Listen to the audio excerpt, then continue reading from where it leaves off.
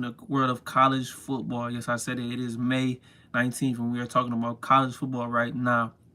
Now, last night, Nick Saban had some comments to say about NIL and calling teams out, specifically Jimbo Fisher in Texas A&M and how they paid for all their players in the 2022 class. And also, he called Deion Sanders out with Travis Hunter, who decommitted from Florida State and committed to HBCU at Jackson State.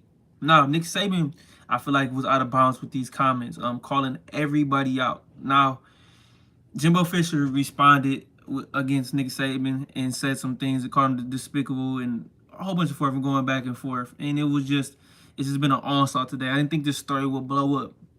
But I'm here to tell you, Nick Saban cannot complain and say that they haven't done anything or they haven't muddied the water, but they definitely have in the past. They've definitely done some things, and I think Nick Saban is the old man on the lawn complaining about this NIL thing and saying it's unacceptable.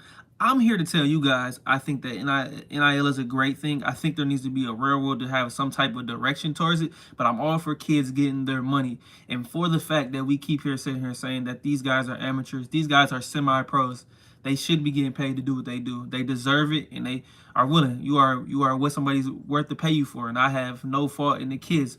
But for Nick Saban to call Jimbo Fisher out, he is being a hypocrite. He finished second in the 2022 class. Now, Texas A&M finished number one in the 2022 recruiting class, and they had signed historically the best class ever. Hey, Nick Saban, don't be afraid of little competition. Don't be afraid of anything. Now, I think some of it was him calling out his boosters to say, let's get some more money, because as we all know, Texas A&M boosters and people in Texas have a lot of money, especially that oil money. Now, NIL, I think, is going to help all the other schools out as well, because the money talks. Like we always say, money talks, and it does. And it will help schools out who normally can't get some of these high-end players that are Alabama or Ohio State or a Clemson normally get. And these things are going to even it out. But I just feel like that Nick Saban's trying to be a bully. He's mad. Maybe this might drive him out at coaching at some point in time.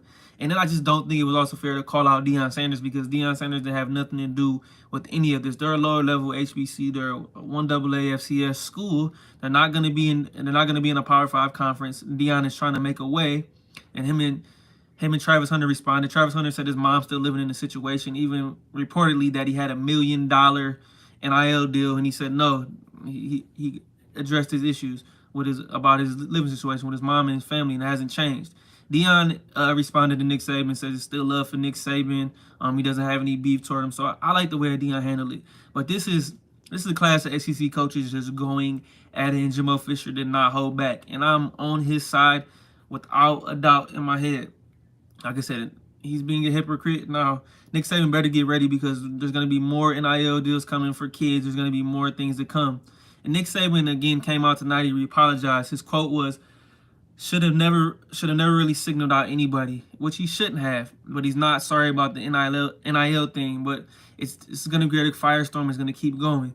Now, Greg Sankey released a statement. He's saying this is not sportsmanlike. I'm paraphrasing, but they're going to get to the bottom of this, and I think this is going to go on.